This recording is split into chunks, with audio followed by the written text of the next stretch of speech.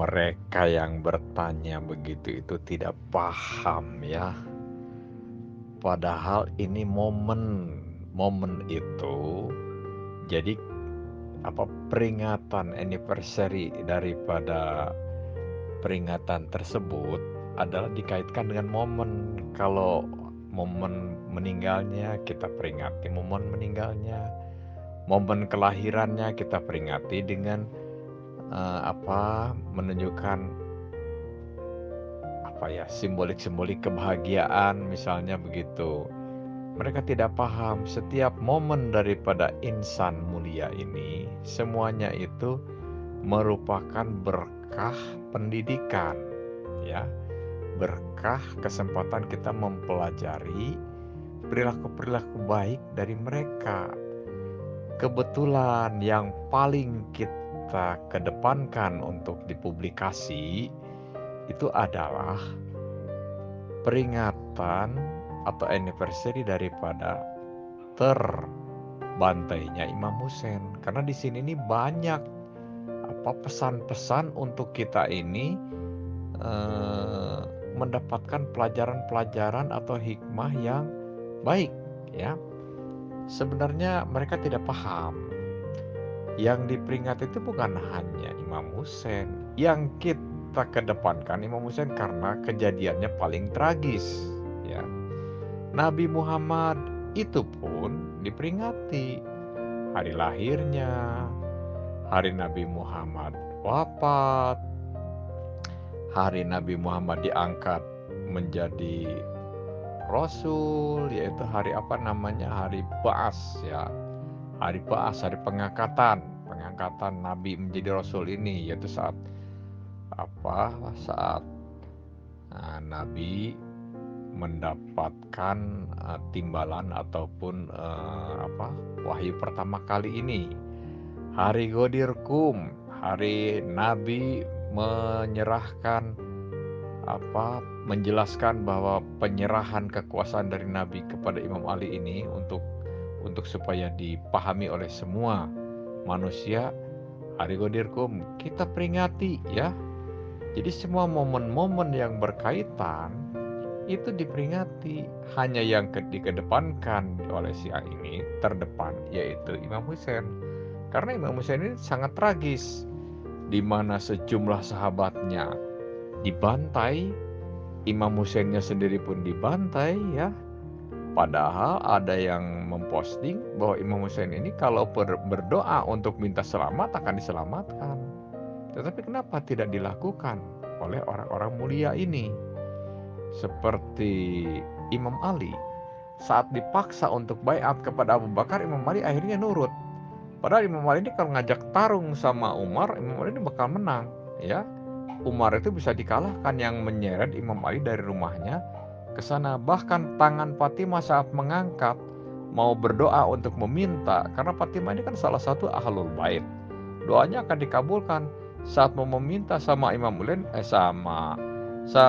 Imam Ali dicegah. Nah, jangan kau lanjutkan doa itu. Apa sebab? Sebab para orang-orang insan-insan yang mulia ini mau mengajarkan kepada kita sikap-sikap akhlak ya, bahwa walaupun mereka diberi fasilitas oleh Allah, mudah untuk untuk dikabulkan apa yang menjadi mereka inginkan. Seperti Nabi Muhammad seandainya meminta gunung Uhud menjadi emas, oleh Allah akan dikabulkan. Fatimah seandainya meminta saat itu juga para sahabat Nabi ini yang mendoliminya itu harus mati, oleh Allah akan dikabulkan. Imam Ali seandainya meminta akan dikabulkan. Imam Hussein saat itu seandainya meminta, ini orang yang mau membantai saya ini, mohon diturunkan malaikat untuk membasmi mereka semua, akan dikabulkan oleh Allah. Tapi kenapa fasilitas tersebut mereka tidak gunakan? Ini sedang memberi gambaran kepada kita, memberi pelajaran bahwa kita pun dalam kehidupan ini seperti ini. Kenapa kita Islam sekarang terbelakang dibandingkan sama orang-orang yang non-Islam misalnya ya? Orang Amerika misalnya yang sebagai simbolik dajjal yang dolim, toh mereka justru yang menguasai emas kita. Nah itulah, jadi kita ini tidak diberi dengan instan, tapi disuruh berjuang. Berjuanglah secara alamiah. Para imam pun berjuang secara alamiah. Waktunya gugur, ya. Itu sedang memberi contoh pada kita bahwa beragama itu demikian, atau mencari ridho Allah itu begitu. Bukan ingin segalanya itu dipermudah dengan instan. Kalau begitu, itu namanya bukan sedang mencari ridho Allah itu. Itu namanya kita ya sedang mencari kemudahan-kemudahan. Dan kalau mencari mendapatkan kemudahan-kemudahan ini, apa artinya dong? Apa artinya kita ini mengejar ridho Allah? Kalau begitu orang nanti, seandainya nanti orang-orang yang sebagian ke neraka dan orang ke surga ini, orang-orang yang ke neraka itu mengatakan, mereka ke surga bukan karena perjuangannya kok, mereka karena dimudahkan, ya. Saya sendiri kalau dimudahkan juga, ya Allah pasti saya bisa memperoleh surga. Demikian dong, ya. Orang-orang yang dalam ridho Allah, yang oleh Allah diberi surga itu ada orang yang berjuangnya sungguh-sungguh menghadapi segala macam rintangan dan mereka lulus. Salah satunya ya ini, si A sekarang ini memberi penjelasan, jangankan kita mengalami seperti para a'immah, orang-orang yang mengalami terdolimi, ya. Kita hanya terdoliminya, menjelaskan pun selalu ditolak. Selalu dikatakan kenapa Imam Husain, kenapa tidak Imam Hasan. Padahal tidak tahu. Semuanya diperingati. Hanya momen yang diketahui oleh pihak mereka ini saatnya Imam Husain. Dan Imam Husain ini mungkin momen yang paling krusial, yang paling tepat untuk dikedepankan, ya. Seperti Indonesia berjuang ingin merdeka. Itu hari-hari itu, setiap hari mungkin ada orang Indonesia yang terdolimi saat itu oleh penjajah. Tetapi peringatan Indonesia itu hanya 17 Agustus. Kenapa tidak tiap hari? Padahal mungkin setiap hari itu banyak kejadian. Di antaranya yang kita dengar, ya, seperti Cadas Pangeran itu sebagai bukti. Berapa itu korban dari para leluhur kita yang akhirnya mereka mungkin menemui ajalnya. Kerja rodi, kerja paksa, ya. Makan hanya dikasih singkong, kasih ubi. Sementara kerja tidak boleh berhenti untuk membangun jalan sekitar Cadas Pangeran. Itu salah satu Cadas Pangeran. Mungkin yang seperti Cadas Pangeran itu hampir seluruh Indonesia ini. Membangun rel kereta api dan segala macam. Rel kereta apinya manfaat, kita sekarang bisa gunakan, ya. Tetapi cara mempekerjakan dengan kerja rodi yang membuat mereka tersiksa ini mungkin tidak dibenarkan. Dan itu berlangsung banyak, hampir tiap hari. Apakah kita peringati terus? Kan tidak. Yang kita peringati ya hanya di saat momen yang paling puncaknya, itu 17 Agustus. Di saat lain kita mungkin diarahkan untuk untuk mengisi kemerdekaan ini dengan hal-hal yang baik, bermanfaat. Adapun kalau ahli sejarah akan selalu menulis, ya, kapan terjadinya kerja rodi, misalnya Cadas Pangeran tanggal berapa itu Pangeran Cornel itu, sehingga memprotes kepada pihak pemerintah Belanda saat itu. Siapa? Daendels atau siapa saat itu yang sedang memimpin, ya. Nah, itu kan ada dalam sejarah itu.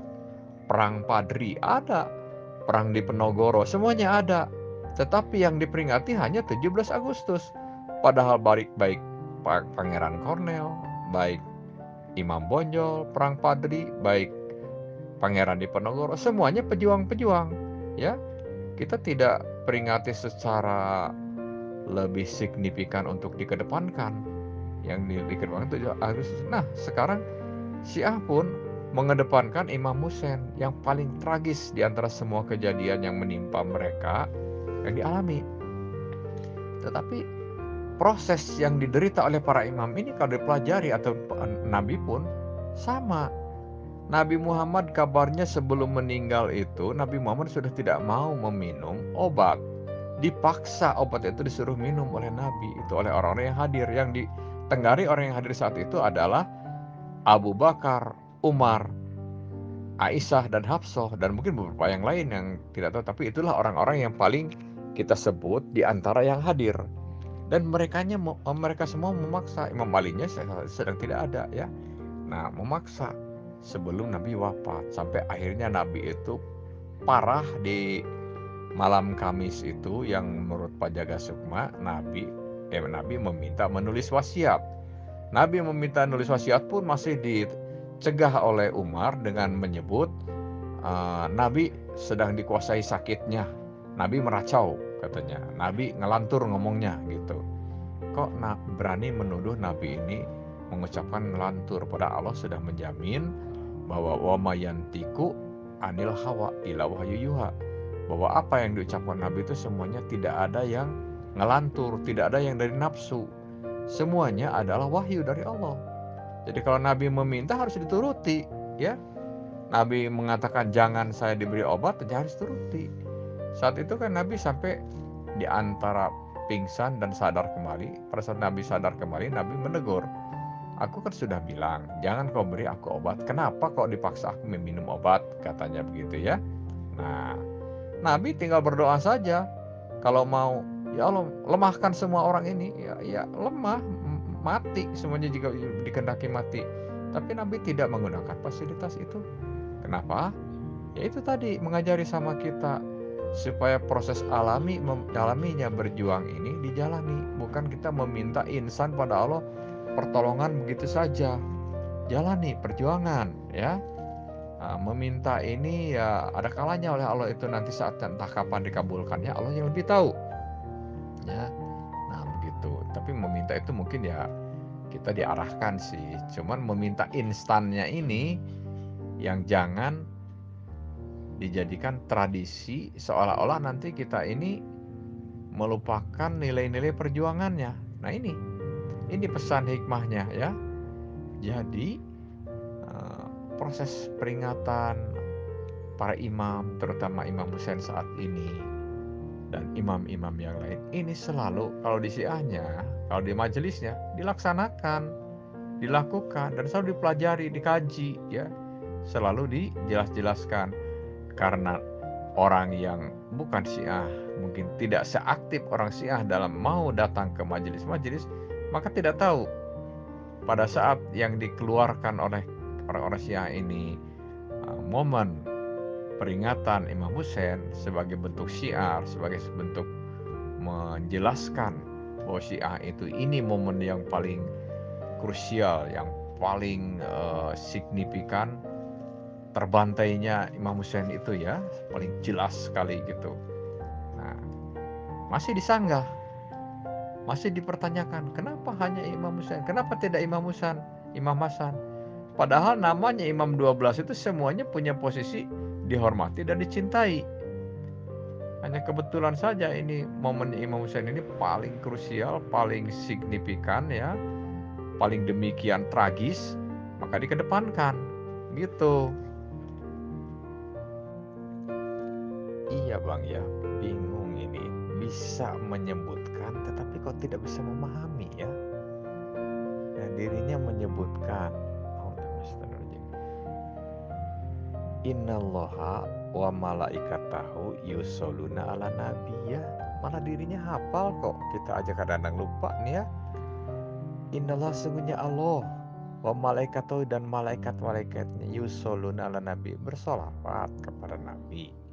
Nah, terus diingatkan yang menjadi perintah, ya ayyuhalladzina amanu shollu, wahai orang-orang beriman, berselawatlah ya, shollu alaihi wasallimu taslima, salawatlah kepada nabimu, kepada nabi ya, dan wasallimu taslima, dan memberi salam keselamatan ya, memberi salam ucapan keselamatan. Nah itu kan udah perintah, dirinya yang mengucapkan, kok tiba-tiba digeser menjadi dianjurkan. Bagaimana ini kok dianjurkan? Padahal ini perintah yang jelas-jelas dihimbau lagi sebelumnya, dipanggil lagi ya ayyuhalladzina amanu ya. Jadi sudah menegaskan dan menegaskan ya. sudah menegaskan dan menegaskan supaya maksudnya tegas, kok bisa digeser menjadi himbauan, anjuran. Ini kan bagaimana cara memahaminya ini? Inilah belajar kalau tidak bersumber dari rujukan yang direkomendasikan, yang istilah abang itu pintunya.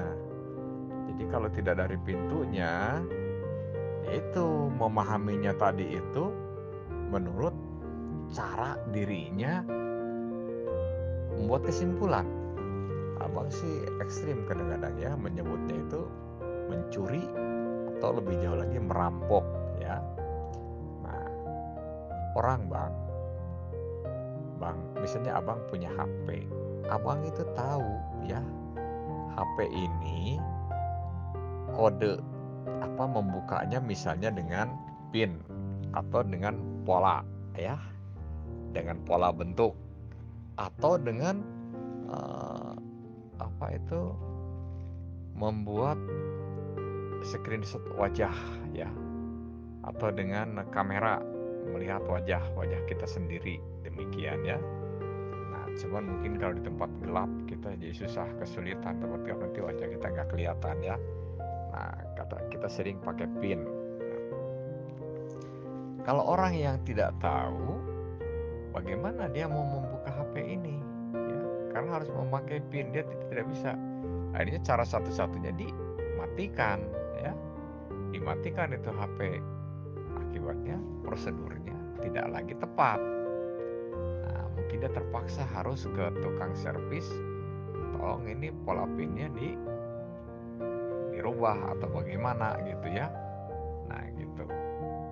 Jadi orang yang apa namanya mencuri atau merampok atau mengambilnya, dia itu apa pahamnya itu tidak sesuai dengan instruksi dari awal, tidak sesuai prosedur. Instruksinya diperintah, kok dipahaminya jadi berupa anjuran. Instruksinya HP ini memakai pola, dipahaminya jadi ya harus dimatikan saja karena polanya nggak pernah tahu dirinya ya. Jadi kode-kode yang dari apa namanya dari rekomender ya, dari pemberi ataupun dari pembuat kebijakan yang membuat PIN tersebut, berarti pemilik ya, pemilik HP misalnya. Kalau HP dia nggak tahu kan, nggak bisa menebak apa pemikirannya. Kalau membuat PIN misalnya 1 2 3 4, dia tidak menemukan apa orang ini 1 2 3 4. Dan PIN itu kan biasanya angka yang sulit ya, misalnya angka 7169 misalnya gitu ya. Nah, dia kan lama itu mau menemukan angka itu, jangan-jangan tidak pernah ketemu gitu. Nah, jadi HP ini yang tercepat sudah saja bawa ke tukang servis, tolong dibongkar saja, di reset begitu. Nah, ini suatu bukti apa namanya tidak berprosedur. Agama pun begitu. Kalau mengikut prosedur, yaitu diperintahkan kita harus memuliakan Nabi, mengutamakan mengucapkan salawat sebanyak mungkin, dan terutama di saat-saat yang ya hari-hari yang dianggap apa namanya dianggap apa ya, dianggap penting lah ya, berkaitan dengan kita harus mengucapkan salawat demikian. Nah ya contohnya ini Imam Hussein saat terbantai, ataupun ya kita saat mendengar kalimat Nabi disebut ya, ataupun ya kita saat apa sajalah yang kira-kira terkait, yang utamakan kita mengucapkan salawat. Bahkan saat bersin pun kita disarankan kita memberi salam kepada Nabi ya. Yang sejauh ini kita kalau bersin hanya taunya kan alhamdulillah. Padahal kalau silakan selain dari mengucapkan alhamdulillah, kita mengucapkan juga salam kepada Nabi. Wassalamu ala rasulillah wa alihi ya walihi. Nah itu kan ya dulu pun saya tidak tahu sih, taunya kekinian gini ya. Nah karena dari mana? Karena dari sumber yang pintunya yang abang bilang itu. Nah kalau dari bukan sumber pintunya ya saya pun dulu ngaco gitu, ataupun tidak tahu jalur-jalur begini. Saya pun dulu taunya ya itu dari ilmu yang seperti kalau HP ini tidak tahu lagi membuka secara prosedurnya, membuka pola pinnya itu bagaimana, tidak tahu. Jadi tahunya hasil mencuri, segalanya ingin serba main cara-cara yang pintas. Antum itu kalau pakai logika jangan pakai logika sendiri. Antum bilang anak mengatakan menggunakan metode dengan metodenya diri sendiri. Antum bahkan menggambarkan tentang masalah HP dan sebagainya. Ini bertele-tele ini dalam bidang kajian. Kita nggak usah menggambar-gambarkan selain yang tidak dibahas. Ingat ya, fiil amar itu ada yang murni, ada yang tidak murni. Itu makanya yang murni bersimbol nanti akan ada hukum wajib. Yang tidak murni maka tidak ada hukum wajib. Yang nilainya tadi itu kadang sunnah, kadang lebih afdol. Itu diantaranya. Udah jelas-jelas sungguhnya Allah dan malaikatnya sholawat kepada baginda Nabi Muhammad. Kalau udah seperti itu, kamu juga sholawatlah umat Islam terhadap baginda Nabi Muhammad. Allah aja sholawat, Rasul aja sholawat, malaikat aja sholawat. Itu diantaranya. Udah itu sudah sangat-sangat menunjukkan bahwasanya kalimat tersebut itu bernilai anjuran. Nabi itu kan berserta jajarannya, keluarga Nabi itu kan yang dipilih Allah sebagai utusan untuk menjaga agama di kehidupan kita ini supaya sesuai dengan apa yang dikehendaki oleh Allah atau sesuai dengan jalur yang semestinya. Jadi seandainya perusahaan ya, seandainya ginilah, seandainya travel itu yang diizinkan jadi drivernya, jadi pengemudinya, itu kan yang sudah mendapat lisensi kelulusan secara recruiting sebagai karyawannya untuk jadi driver di dalam perusahaan traveling tersebut. Dan driver ini yang sudah mendapat lisensi dengan armada yang tertentu ya. Jadi pada saat kita mau menaiki travel dengan armada tertentu tersebut, maka drivernya sudah satu paket, orang yang sudah ditunjuk. Tidak bisa kita meminta dikemudikan oleh sembarang orang, walaupun sembarang orang ini mungkin mampu mengemudikan. Tidak dibenarkan oleh perusahaan. Tetap perusahaan menunjuk orang yang sudah diberi lisensi ya, diberi otorisasi untuk berhak menjadi pengemudinya, demikian. Nah, dunia ini Allah sebagai mengirim utusan atau driver daripada kalau komputer itu kan kita kenal juga ada driver ya, drive daripada komputer, di mana komputer itu kita anggap sebagai suatu perangkat. Nah, kalau dunia ini kita gambarkan suatu perangkat, drive-nya daripada dunia ini yaitu para nabi dan para insan-insan jajarannya, pelanjut kenabian atau pelanjut tugas kenabian. Nah, jadi kalau sudah ada drive-nya dari Allah ini, lantas kok kita keberatan ya. Kemudian pada saat kita diarahkan untuk bersolawat kepada mereka, nah kalau membandingkan dengan Allah dan malaikat saja tidak sholat, kok berselawat kepada Nabi ya. Dipertanyakan, Allah dan malaikatnya tidak sholat, kok berselawat pada Nabi? Justru ini semestinya menggelitik, merupakan sesuatu rangsangan atau sesuatu pelecut ya. Allah dan malaikat tidak punya kepentingan yang begitu ini kepada Nabi ya, karena Kan Allah dan malaikat tidak sholat. Karena mereka kalau mau sholat untuk apa lagi? Allah berhak diibadahi, masa Allah sholat untuk dirinya? Atau Allah sholat kepada manusia, masa Allah mau beribadah kepada manusia? Kan tidak. Allah itu hanya tugasnya berkehendak, ya. Dan kehendak Allah itu menciptakan fasilitas buat makhluk yang diciptakannya, terutama dalam hal ini manusia. Makhluk Allah kan termasuk binatang dan yang lain-lainnya, tetapi yang signifikan di sini yang dimaksud adalah manusia. Ya, tugas Allah itu. Allah membuat dunia ini, membuat air kebutuhan manusia ini, membuat oksigen udara, membuat matahari untuk sebagai alat supaya bisa hidup. Semua ciptaan yang diciptakan tadi itu tanpa matahari kan tidak tidak ada reaksi atau tidak ada siklus pergerakan, begitu ya. Nah, jadi tugas Allah itu. Jadi Allah bukan harus sholat, tetapi Allah masih bersolawat kepada Nabi. Solawat di sini ya mengucapkan atau memberi penghormatan ya kepada Nabi. Bersolawat. Lah kalau Allah saja dan malaikat saja bersolawat, ini pelecut buat kita. Kenapa kita ini tidak semestinya lebih daripada Allah dan malaikat? Harusnya kita lebih dong. Mana yang lebih membutuhkan atau merasa penting kita ini terkait dengan Nabi ini untuk selamat? Kita atau para malaikat? Malaikat kan tidak ada ancaman. Malaikat misalnya nanti akan ke neraka, tidak ada kan? Jadi untuk apa lagi malaikat ini perlu dengan Nabi melebihi daripada perlunya kita, ya. Tapi malaikat sendiri masih bersalawat. Lah kalau kita perlu kan?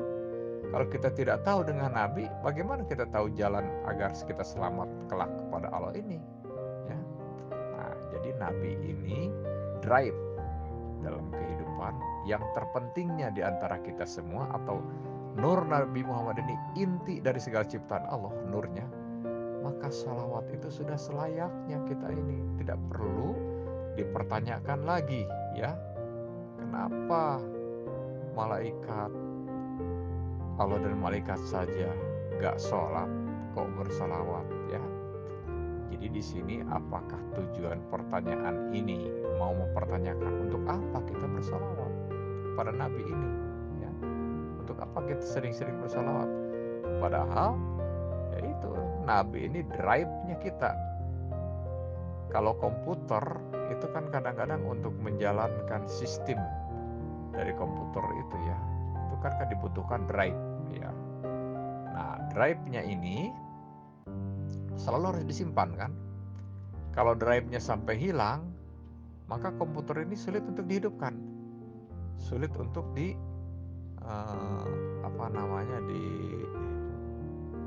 di set up, ya. Komputernya sudah di set up, nanti komputernya blank aja begitu, nggak bisa tersusun. Sedangkan komputer ini akan berfungsi itu drive harus lebih dahulu di set up dulu, ya. Nah, begitu. Demikian juga dunia ini. Kalau Allah tidak menurunkan Nabi sebagai drive-nya, maka kehidupannya kacau balau, blank manusia ini. Tidak tahu lagi jalan kepada Allah mencari selamat. Manusia berbuat dolim semau-maunya, tidak merasa bersalah. Jadi nanti ya kita apa bedanya dengan, ataupun kita seperti binatang yang kuat memakan yang lemah. Itu binatang itu nggak merasa bersalah, itu merasa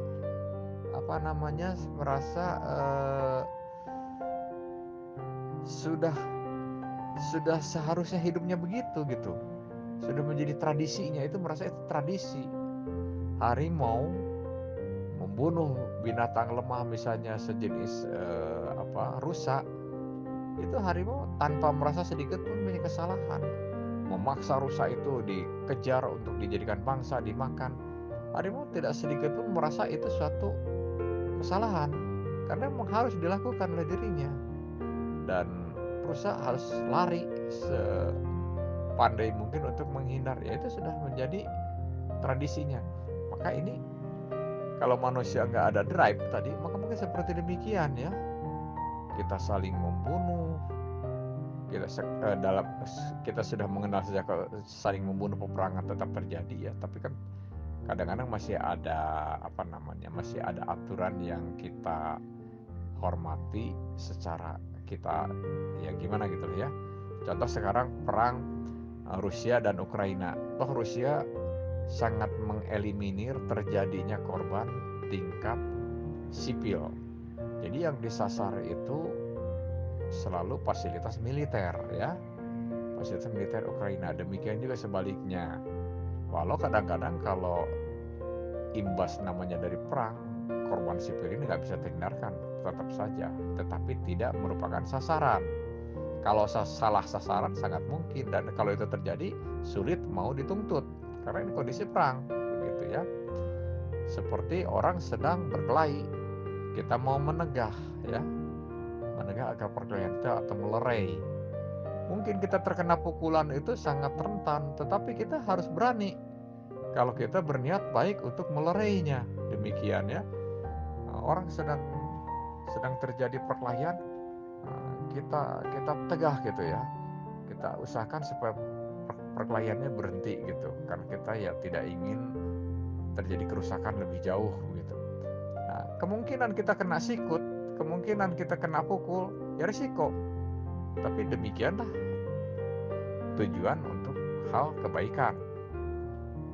Nah, demikian juga dengan peperangan ini yang dilakukan ya. Nah, kembali lagi tadi itu.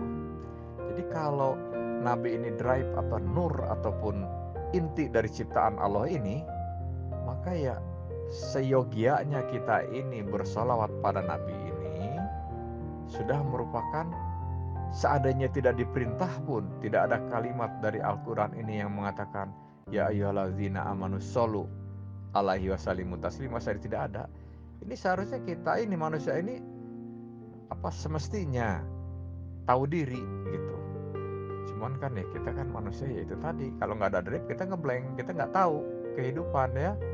Nah makanya Allah menurunkan Nabi yang satu paket dengan Al-Quran, di mana penerus Nabi ini juga ada orang-orang yang kualitas akhlak kebenarannya, kualitas kelurusannya dalam kejujuran, dalam kebenaran sekelas Nabi, agar menjaga agama ini tidak melenceng. Nah ini jadi satu paket. Nah satu paket ini terutama kepada Nabi dan keluarganya ini kita bersolawat. Maka solawat itu Allahumma sholli ala Muhammad wa ali Muhammad ya. Allah semoga memberi salawat atau keterhormatan atau kemuliaan ya, penghormatan kepada Nabi Muhammad dan kepada keluarganya. Jadi kita pun kalau ada arahan bersolawat ini tidak perlu lagi dipertanyakan kenapa. Jangankan kita diperintah pun semestinya. Orang punya komputer, drive ini harus disimpan, dijaga baik-baik, dibungkus yang baik, disimpan di tempat yang aman. Nah, jangan dipertanyakan kenapa kita harus menyimpan drive, kenapa kita harus merawat drive tersebut, kenapa kita harus menghormati posisi drive tersebut. Ini kan suatu gambaran ya, suatu ilustrasi. Justru kita menjaga drive tersebut, kalau tanpa drive tersebut komputer ini nggak berfungsi. Nah, justru kita menghormati kepada Nabi, kita bersolawat tersebut untuk agar kehidupan menuju mengetahui kebenaran ini, kita ini lebih lebih punya harapan terfasilitasi untuk kontak, untuk connect dengan Nabi ini, agar kita ini hidayah Allah pada kita ini semakin lebih cenderung lagi untuk kita ini mendapatkannya. Jadi kita akan semakin mendapat ridho Allah itu dengan kita ini lebih banyak bersalawat pada Nabi.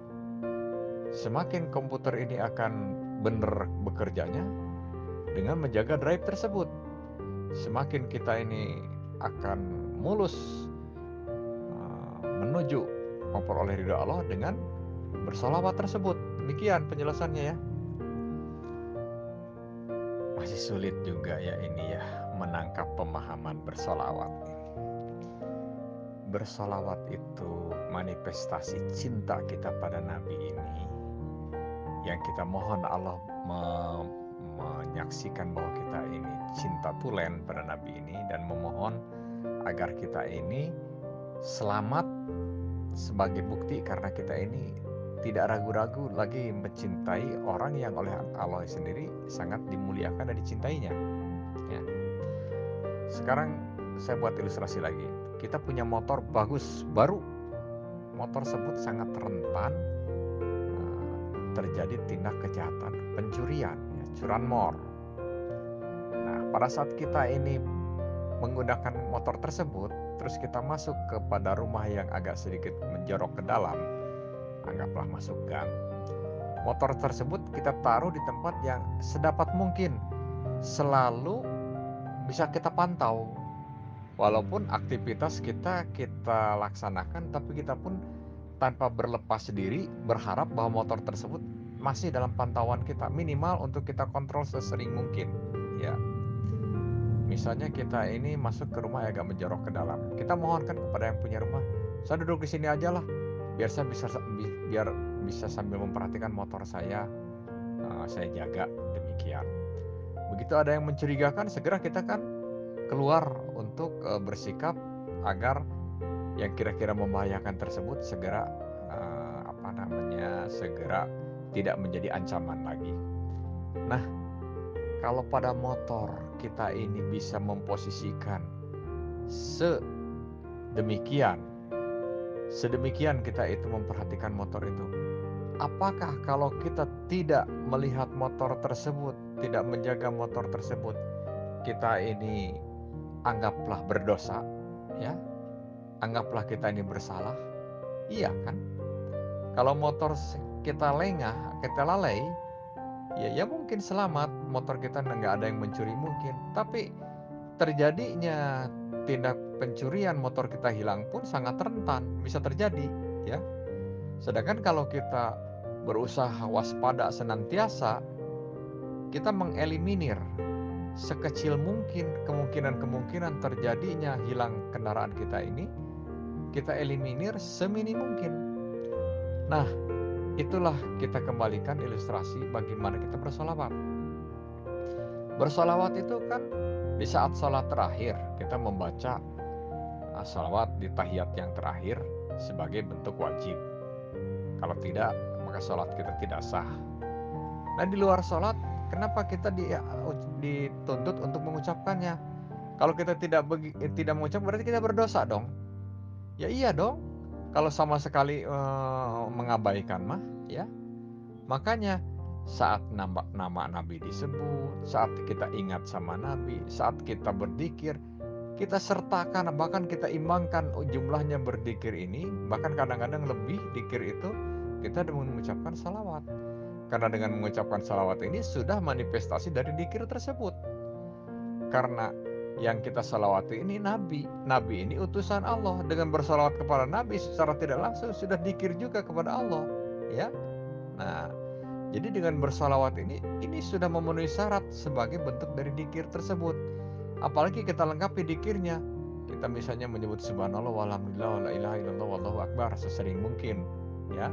Di saat lain kita pun lengkapi Allahumma sholli ala Muhammad wa ali Muhammad. Ini kan saling lebih lengkap. Tapi seandainya tidak sempat menyebut subhanallah walhamdulillah wala ilaha illallah wallahu akbar pun kita menyebut salawat saja, ya insya Allah itu sama Allah sudah dinilai zikir juga, ingat juga kepada Allah, ya. Nah,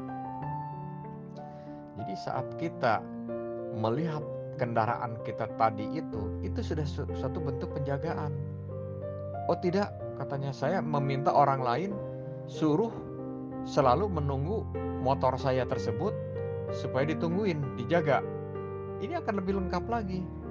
Seandainya tidak ada orang lain yang kita minta untuk menjaga motor kita tersebut, tetapi kita hanya melakukan memantau, walaupun secara tidak meninggalkan aktivitas kita, misalnya kita ngobrol di rumah teman, tapi posisi kita duduk, yang mata kita itu bisa melihat kendaraan kita.